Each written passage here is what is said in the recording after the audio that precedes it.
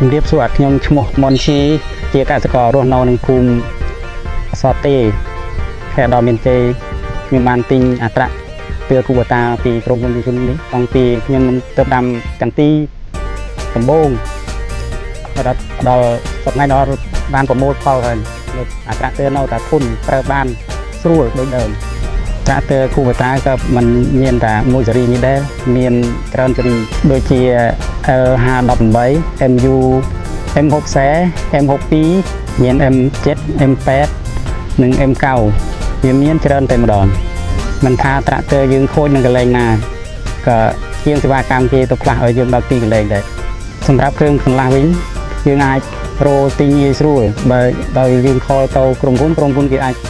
ញ៉ាយជូនដល់យើងតាមរយៈសេវាកម្មរបស់ពីមកដល់ផ្ទះយើងទៅសម្រាប់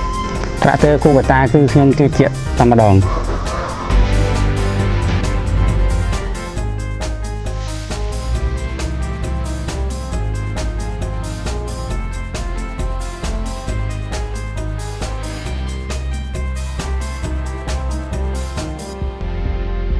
្ញុំក៏មានគម្រោងចង់បដូរយករុនធំប្រើដែរព្រោះរុនរបស់ខ្ញុំនេះក៏ឈ្មោះជាមួយមើលដែរវាឲ្យតម្លៃខ្ពស់ដែរខ្ញុំនឹងត្រៀមទិញស៊េរីធំ